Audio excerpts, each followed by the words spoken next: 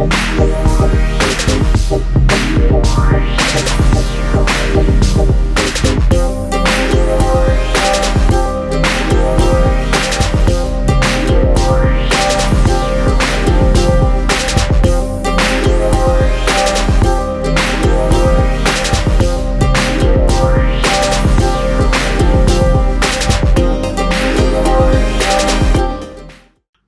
while back, TNA put out a compilation video called "The 50 Greatest Moments in TNA History." This seemed kind of underwhelming because this DVD came out in 2006 and they were already 4 years old after this. How were they able to get 50 moments out of 4 years? But other than that DVD coming out, TNA has been good. Then it went to bad, but now it's going even greater as of now. And a lot of moments have happened since that first DVD came out. And that's what I'm going to touch on today. You know, I've done moments about NXT. I've done moments about Ring of Honor. I never really touched on WWE's original or newest competition, TNA. That's what I'm going to touch on today. Here are my top 10 favorite, greatest TNA moments of all time since the 50 Greatest Moments DVD. Number 10, the TNA Riots. In 2009, TNA were very hostile in this moment. It was after a tag team match, which pitched World Elite, I think it was, versus I don't know who was in the tag team match. All I remember it from this moment. It was utter chaos on this night. In the ring, the Motor City Machine Guns and Christopher Daniels were beating up World Elite. In the backstage area, Samoa Joe and Bobby Lashley were trying to kill each other. But over in the parking lot, that was the biggest story because Hardy, the Dudley Boys, Bear Money, Booker T, Scott Steiner, Kevin Nash, Mick Foley, they were all trying to tear each other apart. They were throwing everything at each other. They were throwing trash cans. They were hitting each other with rackets, with clothes rackets. They were using chairs as swords. They were using tables. I mean, it was utter chaos. It was so chaotic that the police had to arrive and stop everything. TNA back then was really great. And it is now even greater today. Number 9. Eric Young becomes a TNA champion. TNA was really trying to be like Daniel Bryan. Was trying to be like WWE at this point. They were trying to use Eric Young as Daniel Bryan, which actually makes a lot of sense. Eric Young started out as an underdog. He was in Team Canada along with Bobby Roode, Billy Williams, and BA1. And he was known as a fan favorite in TNA. He was with the blonde hair and everything. He was like the fan favorite. And in 2013, I think it was, he became the TNA champion, beating Bobby Lashley. Eric Young, who was viewed as a joke in TNA, finally won the big one when he beat Bobby Lashley. It was truly a moment to remember, even though it was kind of ripped off, but still. Number 8, Aces and Eights. TNA tried to create the equivalent to like the NWO and the Nexus and the Shield and any other stable and professional wrestling that defined the term Renegades. In 2012, it started out with a random person attacking Jeff Hardy, which then sparked into many other members. The entire group consisted of Mike Knox, Doc Gallows, Wes Briscoe, Garrett Bischoff, Taz, Devon, and Mr. Anderson. That is until at Lockdown 2012, on Lockdown 2013, where Bully Ray, who was fighting inside Aces and Eights along with Hulk Hogan and Sting. was fighting Jeff Hardy in the steel cage until the Aces and Eights members started to surround the cage. As it looked like Hardy and Bully Ray were about to fight alongside each other, Bully Ray attacked Jeff Hardy and revealed himself as the president of Aces and Eights. And it turns out it was very convoluted and very stupid and very, very, very confusing. But it was an amazing twist nonetheless. The group officially died in 2013, in late 2013, when Mr. Anderson decided to break ranks against the group and try to destroy it from the inside. Sure, Aces and Eights and the way the reveals were very confusing, but you can't blame TNA for creating a new stable. Number 7, the debut of Broken Matt Hardy. Matt Hardy, coming to TNA, was kind of a rocky road. In 2011, he came as like a crazy lunatic kind of persona, but that kind of fizzled out. And when he came back to TNA, he became a 3-time TNA World Champion when he turned face and heel. But in 2016, he became his most memorable role as Broken Matt Hardy, a more crazy type character which looked very cartoonish, and fans actually got behind it. Sure, his accent and the way he wrestled looked kind of goofy, but I mean, hey, it was Broken Matt Hardy, and everybody loved it. He created 3 special matches. It was the Final Deletion, Delete or Decay, and Apocalypto. Seriously, like that run as Broken Matt Hardy in TNA was amazing until he went to WWE and they totally ruined it. But in the span of late 2016, wrestling was awesome. Number 6, Sami Callihan versus Pentagon Jr. As I said, TNA is coming up greater recently. It's all due to what happened in 2018. And that is a huge thanks to Sami Callihan and Pentagon Jr. Sami Callihan, fresh off his feud with Eddie Edwards, started going after Pentagon Jr. And the two really, really, really went to war with each other. It almost was reminiscent to the Sting and Abyss feud in 2006. Sami Callihan and Pentagon Jr. would put themselves through hell. Sami Callihan tried to unmask Pentagon. Actually, he unmasked Pentagon and even attacked Phoenix as Pentagon Jr. Pentagon Jr. would kidnap Sami Callihan, and even break the arm of the Chris brothers, who were with Sami Callihan as OVE. Pentagon Jr. and Sami Callihan would then have a hair versus mask match at Slammiversary 2018, which saw brutality at 100%. There was even a moment in that match where Sami Callihan was driving a spike through the head of Pentagon Jr. and like spit was coming out of Sami Callihan's mouth as he drove it into him. Like, seriously, brutality at its finest. The match would end as Pentagon Jr. would go over on Sami Callihan, and Sami Callihan was the one that got his head shaved off. But man, Sami Callihan and Pentagon Jr.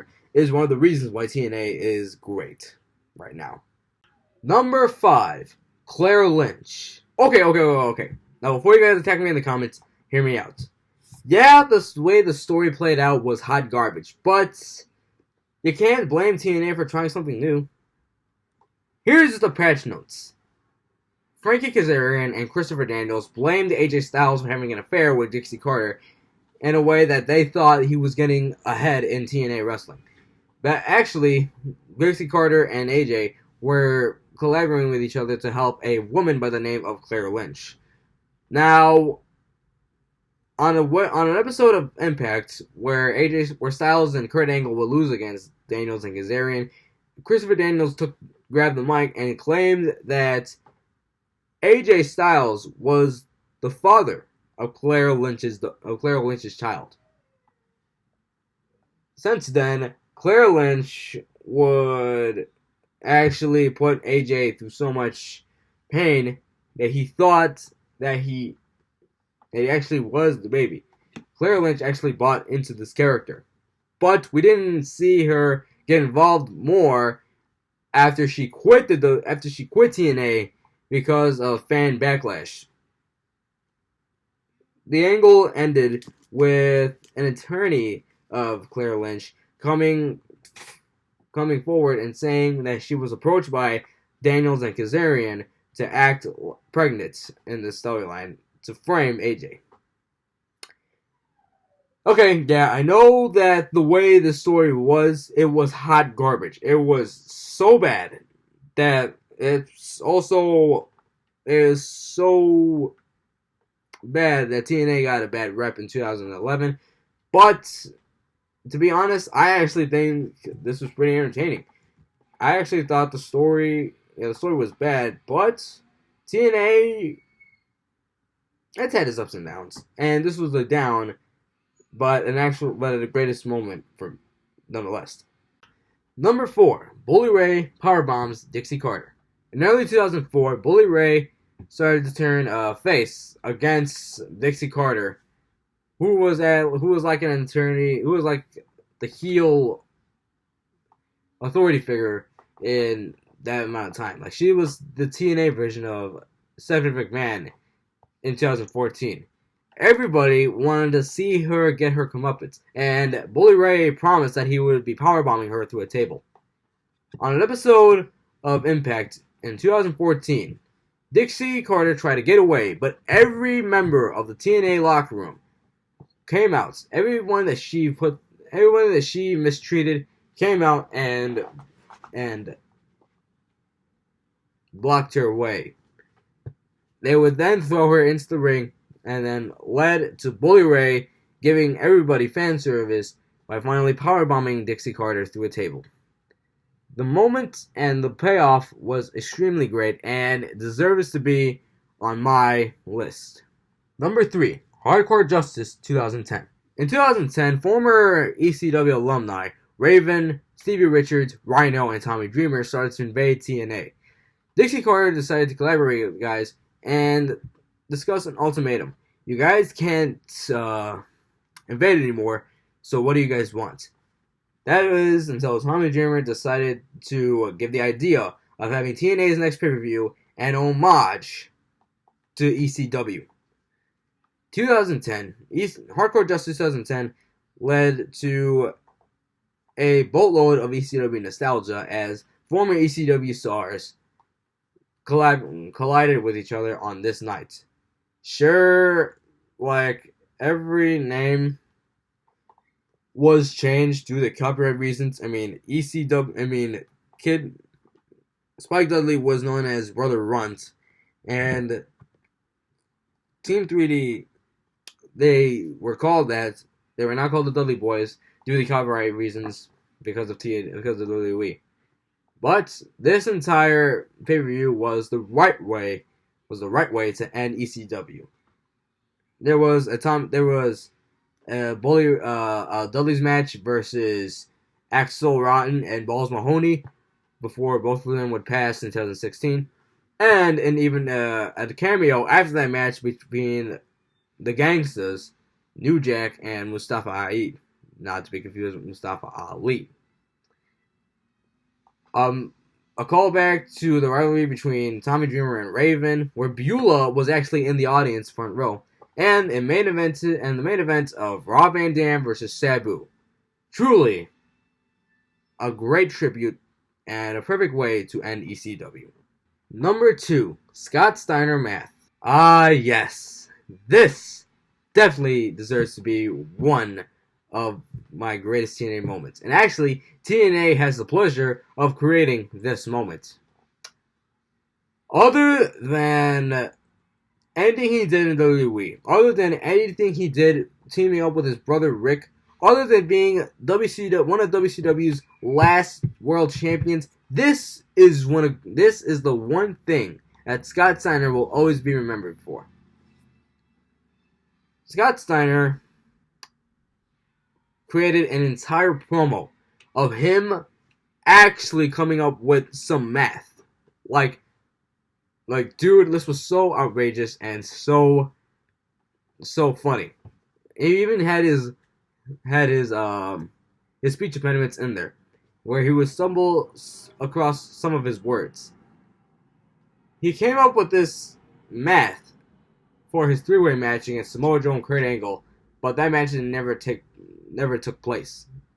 Never take place. Other than that, despite that, Scott Steiner math is truly a remarkable moment and one of the greatest memes that he has been created for. Scott Steiner, this promo was the one that TNA created, and it definitely deserves to be one of my favorites on this list. And my number one favorite TNA moment of all time after the 50 Greatest Moments DVD came out is the debut of Kurt Angle. Yes, that's right. I put this at number one. Because if I'm talking personally, I think Kurt Angle was the fuel that TNA needed to be good again. Despite it being good in the last 4 years. Kurt Angle came into WWE after he would sign a no-compete clause from WWE after he asked for his release. After he was granted an early release, actually. Kurt Angle would then end up in TNA and immediately be put in a rivalry with Samoa Joe. The two would have a blow-off match at Genesis 2006, which I have a DVD version of, which was being billed as the dream match of the decade. And it does deserve that name. Samoa Joe, who was undefeated and probably the heart and soul of TNA, and then here comes Kurt Angle, a highly decorated athlete in the world, and you put the two against each other, you got an absolute classic. Sure, Kurt Angle would go back to his female abusing ways. He would attack SoCal Val and even Samoa Joe's girlfriend after demanding a rematch with them. Kurt Angle would then neglect his wife Karen, and the two would actually get a divorce. But other than that, Kurt Angle has done a lot of great things in TNA, having rivalries against AJ Styles and Sting, creating the Main Event Mafia, and would have an amazing farewell tour before signing with WWE again and ending up in the WWE Hall of Fame. And the star power of Kurt Angle and the rush and the hype behind TNA, you put them two together, and that is why Kurt Angle's debut in TNA is one of my favorite all-time moments in TNA history. Well, that's my list. What is your favorite TNA's greatest moments?